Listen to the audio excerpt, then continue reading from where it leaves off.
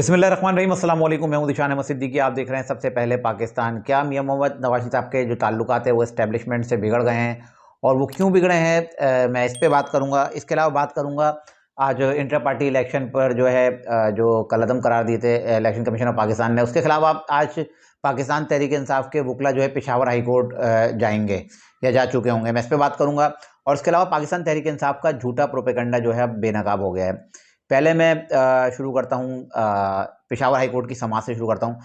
आज पाकिस्तान तहरीक इंसाफ के वकला पेशावर हाई कोर्ट जाएंगे क्योंकि इंटर पार्टी इलेक्शन जो हुए थे ना पाकिस्तान तहरीक इंसाफ के, जिसको इलेक्शन कमीशन ऑफ पाकिस्तान ने कलअदम करार दिया था, और उस पर पेशावर हाई कोर्ट ने जो है फैसला दिया इलेक्शन कमीशन ऑफ पाकिस्तान को कि आप जो है इसका फैसला सुनाएं।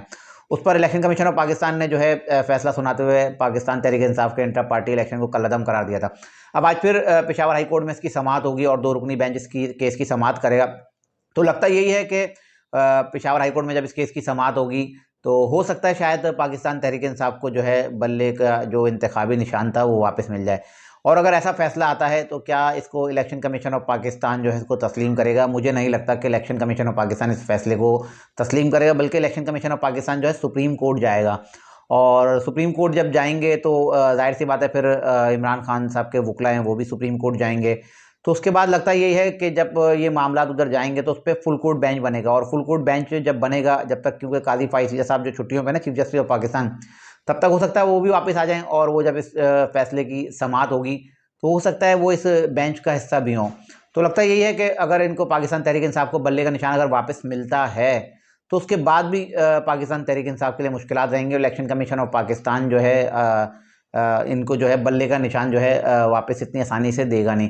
दूसरी तरफ परवेज़ खटक साहब जो है ना पाकिस्तान तहरीक इंसाफ पार्लियामेंटेरियन जिन्होंने बनाई है, उन्होंने भी एक दावा कर दिया कि मुझे जो है बल्ले का निशान दिया जा रहा था। और उसके बाद इलेक्शन कमीशन ऑफ पाकिस्तान की जो है एक तरदीद आ गई और उन्होंने कहा कि भाई हमने तो कभी भी इनको जो है इस तरह का कोई पेशकश नहीं की और इनको कोई बल्ले का निशान देने का नहीं कहा। तो वो परवेज़ खटक साहब का भी एक दावा है और उनको आना चाहिए सामने, उनको बताना चाहिए कि उनको ये ऑफ़र किसने की और कब की। ये थी एक खबर। और दूसरी खबर थी मेरी पाकिस्तान तहरीक इंसाफ का झूठा प्रोपेगेंडा बेनकाब हो गया। अब कुछ इदारों की रिपोर्ट सामने आई हैं और जिसमें बताया गया कि पाकिस्तान तहरीक इंसाफ के जिन लोगों ने दावे किए ना कि हमारे जो है कागजात नामजदगी जब हम लेके निकले छीन लिए गए, तो उसमें अब उस रिपोर्ट में बाकायदा उन जगहों की निशानदेही भी कर दी गई है और जो जो शहर हैं उनका जो है बाकायदा उस रिपोर्ट में जिक्र भी किया गया है, जिसमें पिंडी है, अटक है, चकवाल है, सरगोदा है, लाहौर है और हाफसाबाद है, टोबा टेक्सिंग है, मुल्तान है, खानेवाल है, लिया और फैसलाबाद, दीगर बहुत सारे शहरों का जिक्र किया गया। जिसमें मैं एक बता भी दूं, मेजर रिटायर्ड ताहिर जो हैं उन्होंने अपने कागजात नामजदगी जमा कराए थे और डीसी ऑफिस गए थे और डीसी उस वक्त जो अपने ऑफिस में नहीं थे, वो बाहर उनकी डीसी के आने से पहले ही पहुंच गए और जैसे ही डीसी साहब उनके आ रहे हैं तो वो खुद वहां से चले गए। और बाद में बहरहाल उनके खिलाफ जब उन्होंने आगे एक प्रोपेगेंडा किया कि मेरे कागजात नामजदगी में लेके निकला और छीन लिया, लेकिन बाद में पता चला कि उनके कागजात नामजदगी छीने नहीं गए थे और जब उनके खिलाफ कार्रवाई हुई तो उनके ज़ाती मुलाजिम के पास से जो है उनके NA-49 से कागजात जमा करा रहे थे, तो उनके वो कागजात उनके पास से जो है बरामद हो गए। इसके अलावा उसके अलावा इस अलावा NA-50 है, NA-50 से इनकी साहबजादी हैं ऐमन ताहिर, उनके भी कागजात नामजदगी जो है मंजूर हो चुके हैं। तो ये झूठा प्रोपेगेंडा है। और दूसरी तरफ अब तो इनके अपने लोग आ रहे हैं, वो बता रहे हैं कि हमारे तो कागजात नामजदगी जमा हो चुके हैं। अब अगर देखा जाए तो 800 सीटों पे 2400 उम्मीदवारों के कागजात नामजदगी इन्होंने जमा कराए पीटीआई वालों ने। अब ये इनका अपना दावा है, ये मेरी बात नहीं है। अब पीटीआई वाले खुद कह रहे हैं कि सबसे ज़्यादा कागजात नामजदगी जमा कराएं वो पाकिस्तान तहरीक इंसाफ के उम्मीदवारों ने कराएं।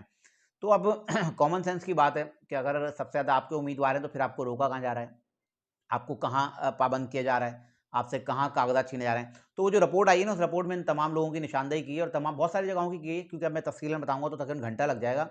तो उनमें उन्होंने तमाम लोगों को जो है बेनकाब किया है कि किस तरह से प्री प्लान ड्रामा किया गया और एक ऐसी पोजीशन ऐसा दिखाने की कोशिश की गई कि जैसा इलेक्शन जो है किसी तरह से खटाई में पड़ जाएं और इंतखाबात मुलतवी करने के जो है, और इन इंतखाबात में एक अपना जो इनका एक है ना तरीका है वारदात के बस रंग में भंग डालने वाली कहानी, तो ये वो करने की कोशिश की गई थी और इन्होंने इनकी कोशिश जो है नाकाम हो चुकी है और इनको जो है अपने मुंह की खाना पड़ गई है इस इदारे की रिपोर्ट आने के बाद।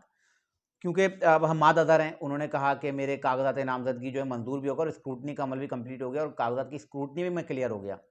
अब जो चंद लोग हैं ना जो 9 मई के वाक़यात के बाद इश्तिहारी हैं और जिसमें हम्माद अज़हर हैं और बहुत सारे अली अमीन गंडापुर हैं, बहुत सारे बड़े-बड़े नाम हैं पाकिस्तान तहरीक इंसाफ के। अब जब कागजात नामजदगी आपके मंजूर तो हो गए, स्क्रूटनी का अमल भी आप बकौल आपके आपने ट्वीट किया कि वो जो है मुकम्मल हो गया, मैं सुरखरू हो गया। लेकिन अब इलेक्शन कमीशन ऑफ पाकिस्तान जब स्क्रूटनी के अमल के बाद जब जाँच पड़ताल होगी ना, उसके लिए जो लोग हैं, पाकिस्तान तहरीक इंसाफ के उम्मीदवार हैं, उनको तलब करेगा। और जब ये लोग आएँगे ज़ाती हैसियत में इनको तलब कर सकता है इलेक्शन कमीशन ऑफ पाकिस्तान, जो भी वहाँ के रिटर्निंग अफसरान होंगे, वो तलब करेंगे ज़ाती हैसियत में कि भाई जो जिसके कागजात नामजदगी हैं, पहले तो वो कागजात वकील के थ्रू ले सकते हैं लेकिन इलेक्शन कमीशन का नुमाइंदा आरओ जो है वो बुला सकता है। अब ये उम्मीदवार जिनकी जो इश्तिहारी हैं, क्या ये लोग खुद आएँगे? मुझे तो नहीं लगता आएँगे, और अगर ये लोग आते हैं तो इन लोगों की गिरफ्तारियाँ होंगी, और नहीं आते तो आरओ का इख्तियार है कि वो उनके कागजात नामजदगी जो है, जो इन्होंने कागज़ जमा उसको मुस्तरद कर देगा। तो इस तरह भी पाकिस्तान तहरीक इंसाफ के जो उम्मीदवार हैं वो बाहर हो जाएँगे। फिर वो एक नया प्रोपेगेंडा करेंगे कि जो है हमें जो इलेक्शन से बाहर कर दिए गए, हमारे कागजात मंजूर करने के बाद हमें जो है हमें जो है इलेक्शन से दूर कर दिया गया। लेकिन उसकी वजह ये होगी कि इनको आरओ जब बुलाएगा तो आएँगे नहीं, और आएँगे तो ज़्यादातर इनमें इश्तिहारी हैं, और वो इश्तिहारी जब आएँगे तो उनको गिरफ्तार कर लिया जाएगा। तो पाकिस्तान तहरीक इंसाफ के लिए हर तरफ से जो है मुश्किलात हैं, और इनकी अपनी 9 मई की जो कारकर्दगी है ना, उसकी वजह से कारकर्दगी, या एक कहूँगा जो कि उनकी साजिश है ना, मुल्क दुश्मन साजिश, तो वो इनको जो है इसका खमियाजा इनको भुगतना पड़ेगा। और अब देखिएगा पाकिस्तान तहरीक इंसाफ के अहम रहनुमाओं की जो है अब गिरफ्तारियाँ भी आएँगी मंज़र-ए-आम पे, और बहुत से लोग इनके अब जो है बाहर भी होंगे। इसके अलावा कुछ जो मैंने मेन खबर दी ना, मियाँ नवाज़ शरीफ साहब के एस्टेब्लिशमेंट से मामलात बिगड़ गए। कुछ लोग सोशल मीडिया पे खबरें चला रहे हैं ना कि मियाँ नवाज़ शरीफ साहब के जो है एस्टेब्लिशमेंट से, फ़ौज से जो है ताल्लुकात बिगड़ गए, और मियाँ साहब ने कह दिया कि मुझे जो 2 तिहाई अक्सरियत दो, अगर 2 तिहाई अक्सरियत नहीं तो मैं लंदन वापस जा रहा हूँ। और एस्टेब्लिशमेंट कह रही है कि नहीं, 100 नशिस्तें मिलेंगी आपको, 100 सीटें देंगे हम, और इससे ज़्यादा हम आपको नहीं देंगे। तो ये जो झूठी खबरें हैं सारी, ऐसा कुछ भी नहीं है। ये लोगों का जो पाकिस्तान तहरीक इंसाफ का जो ब्रिगेड है ना, जो एक सोशल मीडिया ब्रिगेड झूठी मनफी प्रोपेगेंडा फैलाता है, ये उन लोगों की कार्रवाइयाँ हैं। ये उनका कहना है कि जो है मियाँ साहब जो है अब कह रहे हैं कि हम लंदन चले जाएँगे और हमें 2 तिहाई अक्सरियत नहीं दी जा रही। तो ऐसा कुछ भी नहीं है, और साफ बज़ाहिर सबको पता है कि अब इस वक़्त जो है सर्वे रिपोर्ट्स आ रही है, उसमें पाकिस्तान मुस्लिम लीग नून जो है नंबर 1 पर है, और पाकिस्तान तहरीक इंसाफ जो है उसमें दूसरे नंबर पर है। ऐसा कुछ भी नहीं है, और मैं तो पहले भी बता चुका हूँ कि अभी तो पाकिस्तान मुस्लिम लीग नून ने जो है अपने इंतखाबी जो उनकी मुहिम है ना, उसका आगाज़ नहीं किया। अभी वो टिकट्स देने में मसरूफ़ हैं, और मैं ये बात आपको बता रहा हूँ, ये रिकॉर्ड पे रखिएगा। जब मियाँ नवाज़ शरीफ साहब आएँगे जलसा करने, जहाँ उनके जलसे होंगे, तो वहाँ आप खुद लोगों की तादाद देख लीजिएगा, आपको अंदाज़ा हो जाएगा। क्योंकि हम जो भी खबरें देते हैं हम, क्योंकि हमारा कोशिश होती है कि हम हक़ाइक़ पे मबनी खबरें दें, और वो खबर दें जो खबर हो, ना कि सनसनी हो। तो मैं बता रहा हूँ, मियाँ नवाज़ शरीफ साहब जब इंतखाबी मुहिम का जब अपना आगाज़ करेंगे, तो देख लीजिएगा कितने जलसे होंगे और कितने लोग होंगे, और वहाँ कितनी बड़ी तादाद में जो है ख़वातीन, बच्चे और इनके वोटर सपोर्टर्स जो है वहाँ पहुँचेंगे। तो ये मैं आपको पहले ही बता रहा हूँ कि पाकिस्तान मुस्लिम लीग नून की 100 तो नहीं, 100 तो के कन्फर्म है नशिस्तें, लेकिन 100 से ज़ायद कौमी असेंबली की नशिस्तें जो है पाकिस्तान मुस्लिम लीग नून जो है हासिल करेगी। और जो आर्मी और मियाँ नवाज़ शरीफ साहब के हवाले से खबरें जो झूठ चलाई रही हैं, वो तमाम खबरें झूठी हैं। ऐसी कोई खबर नहीं है, और बल्कि आसिम मुनीर साहब तो खुद चाहते हैं, क्योंकि इन्होंने ये एक प्रोपेगेंडा फैलाया ना कि जब इन्होंने देखा कि पाकिस्तान तहरीक इंसाफ जीतने वाली है, तो इन्होंने जो है अपना पाकिस्तान मुस्लिम लीग नून और आर्मी के लोग घबरा गए, और चीफ इलेक्शन कमिश्नर जो मंजर-ए-आम से गायब हो गए, ताकि इलेक्शन को किसी तरह से मुलतवी किया जा सके, क्योंकि इनको दिख गया पाकिस्तान तहरीक इंसाफ जीत रही है, और इनकी जीत से खौफज़दा होकर अब आर्मी चीफ या आर्मी ही चाहती है कि इलेक्शन जो है मुलतवी हो जाए। तो जो पागल हैं, बेवकूफ़ हैं, जो जिनको कुछ पता ही नहीं है, उनको ये कहना चाहूँगा, आर्मी चीफ तो खुद चाहते हैं कि पाकिस्तान में जो है जल्द से जल्द जो है आम इंतखाबात हो जाएँ, क्योंकि पाकिस्तान की जो मईशत है ना, मुल्क की मईशत की बेहतरी तभी आएगी जब मुल्क में आम इंतखाबात होंगे। क्योंकि जो आपके जो सरमायाकारी जो आ रही है बैरून मुल्क से, उनकी पहली शर्त ही यही है कि मुल्क में जो है जमहूरी निज़ाम कायम हो, और जमहूरी निज़ाम कब कायम होगा? जब आपके मुल्क में आम इंतखाबात होंगे। तो मैं ये बात पहले भी बोल चुका हूँ, मैं दोबारा भी यही कह रहा हूँ कि किसी भी तरह से कोशिश कर लिया जाए, किसी भी तरह से अभाम पैदा करने की कोशिश कर लिया जाए, इलेक्शन तो हर सूरत 8 फरवरी 2024 को ही होंगे। ये थी आज की इंतहाई अहम खबरें, जिनके साथ मैं हाज़िर होता इंशाल्लाह मज़ीद खबरों और नए तजज़िये के साथ फिर हाज़िर हूँगा। तब तक के लिए इजाज़त दीजिए। अल्लाह हाफ़िज़।